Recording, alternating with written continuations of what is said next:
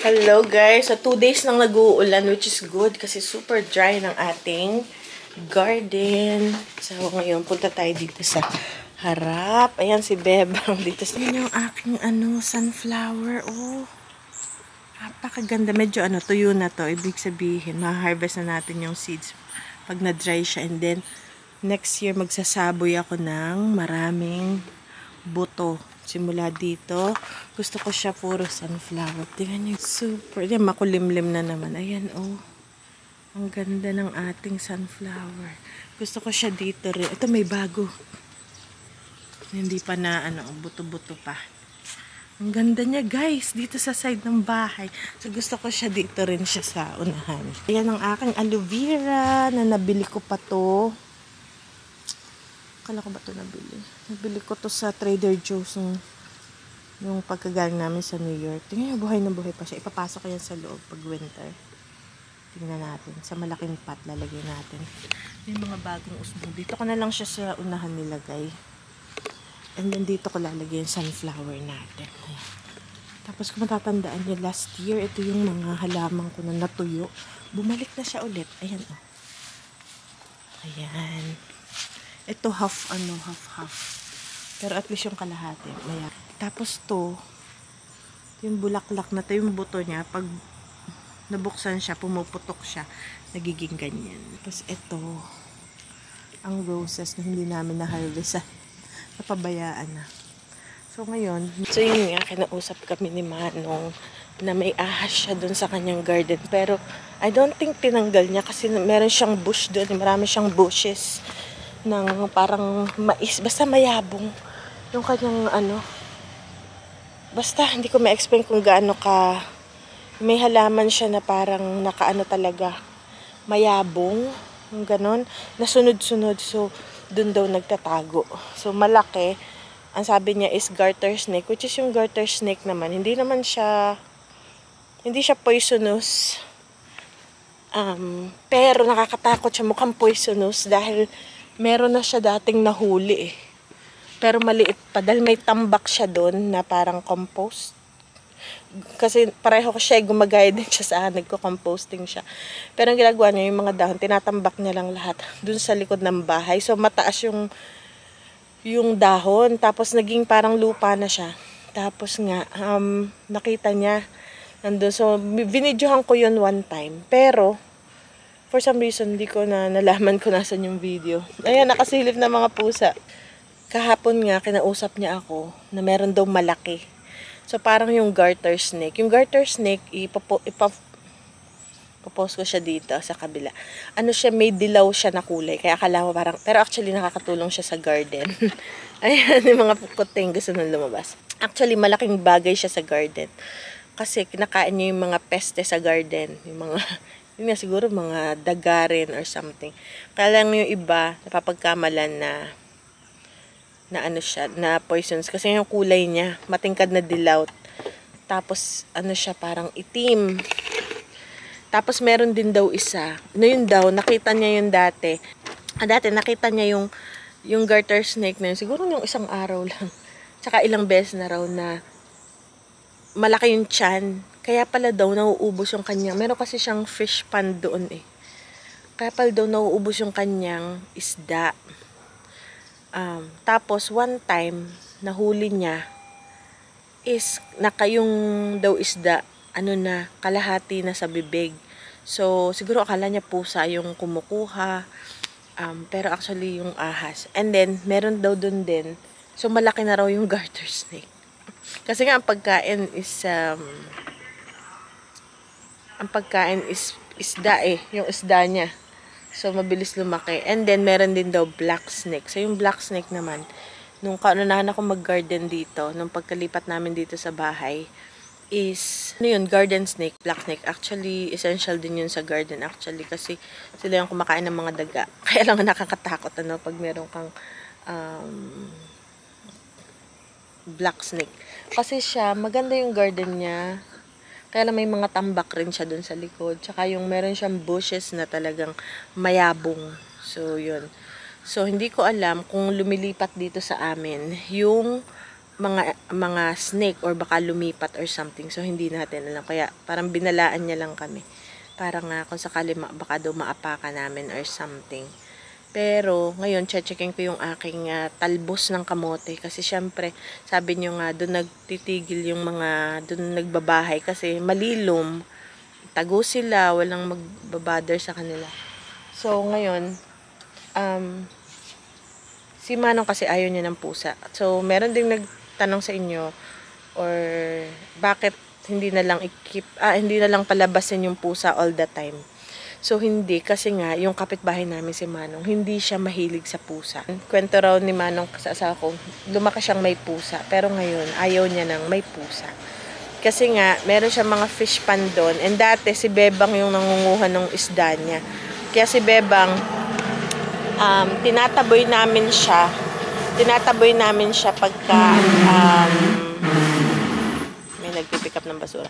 Tinataboy namin siya pagka nandun si Manong at saka pag nandun siya kay Manong kasi nga ayaw ni Manong kay Bebang or sa pusa. Pinapasok siya. Tsaka pagka napunta doon, kinukuha namin. Ibinabalik namin dito. Kasi yun nga, hindi si Manong, kasi may mga ano siya, tsaka, alam mo mga pusa, tumatay sa garden niya, umiihin, niyayak-yak yung garden niya bago magpatubot.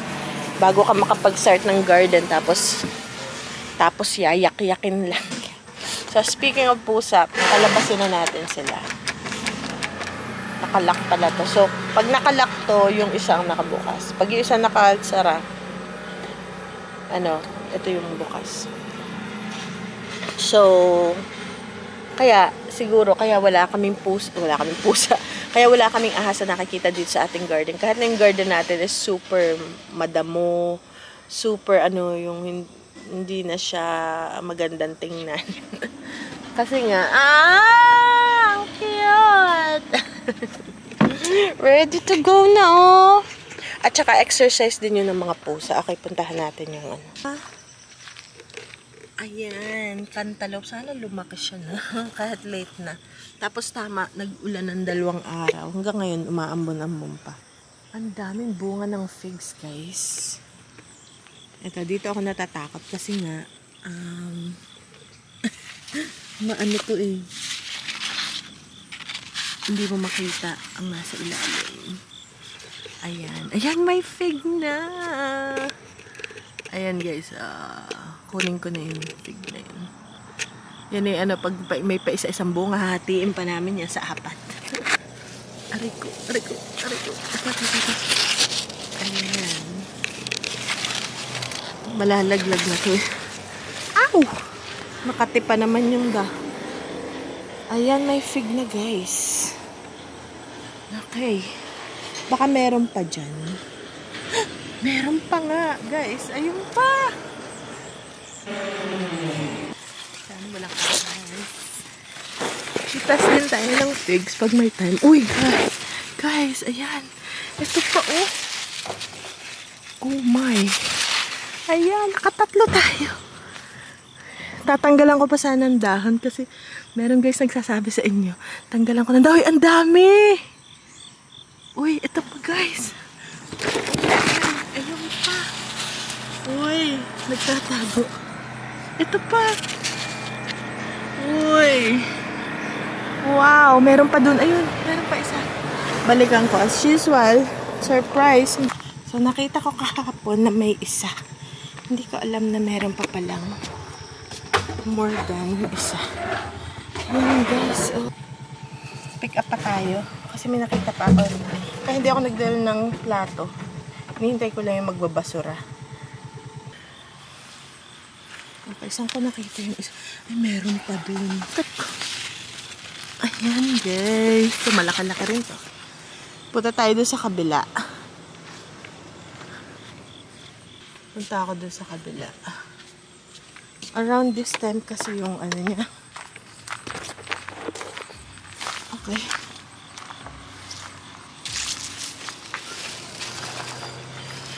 Around this time, pag lumalamig-lamig na, dun siya naghihinog. Ang daming bunga, ang bango kasi ayan, may maliliit. Yan, meron pa. Ang dami oh. Every tangkay. Ayan pa oh. Ayan pa yung pwede natin yung harvest. Dito kaya. Sana walang bumulaga. Naman takot tayo sa mga ahas na yan.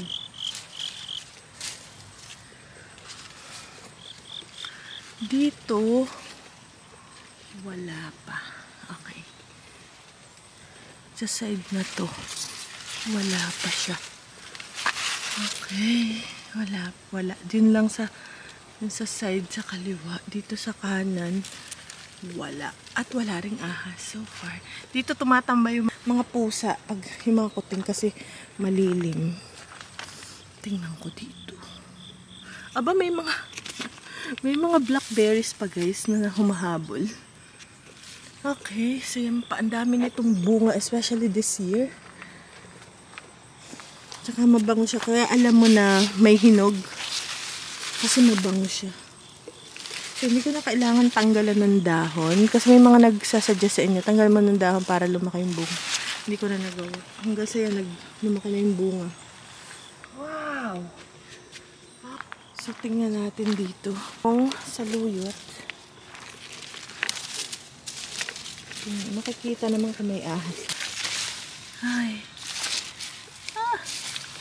Dito ako excited. Paborito kasi mga bata tong. Ang daming bunga eh. Ayan. Kaya lang ang problema, dinadambahan siya ng mga kuting. Wala kaming ahas, si Manong meron sa kanya. Tsaka meron siyang isda eh. Kumbaga, yung source ng pagkain ng mga ahas andun sa kanya.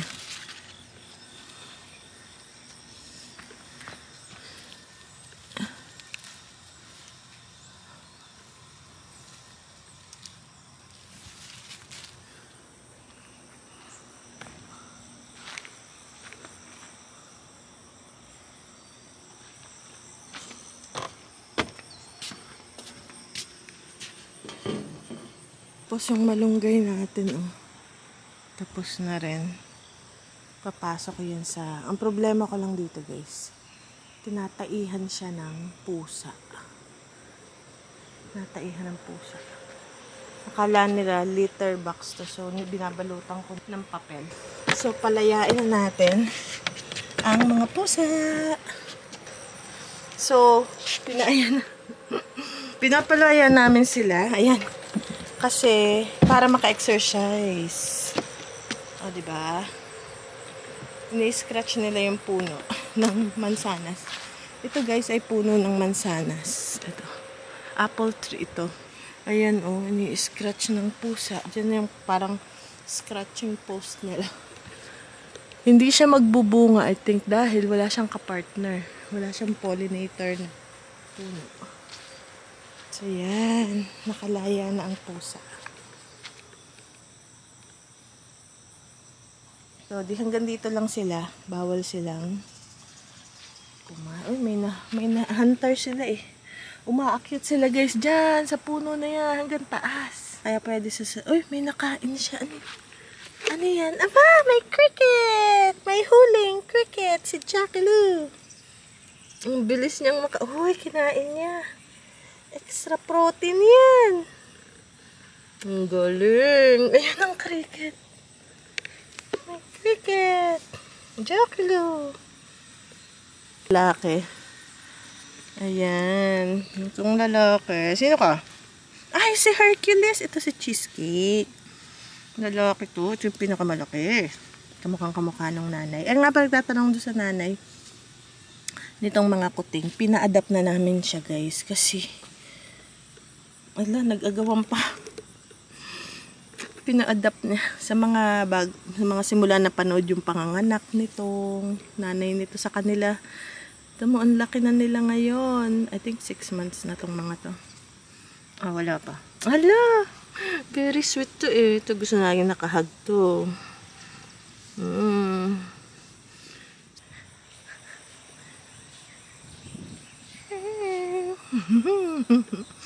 Oh, cute. Diyan lang sila, bawal sila doon kay Mar. Pero pag, halimbawa, hindi kami nakabantay, siguro pupunta doon. Umakyat na. Kaya wala yata kaming, ayan, di na makababa. Ala! Ala! Ayan na nga. Hindi ka makababa. Ayan na. Talon. Yun. Hanggang dyan lang sila. Yan ang kalang scratching post.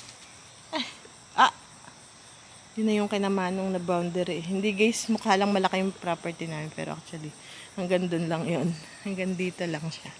So, bawal silang pumunta. Hanggang dito lang yung aming property. Kay Manong na yung kabila. Yan, hanggang dito lang tayo. Hanggang dyan lang. So, nakalimutan ko yung ating figs. Aba, magbibisikleta na rin siya. Aba, gutom na tong mga to. Aww. Gutom na. Laki-laki. Oh, lagi magkasama yung twins. The boys. The orange boys.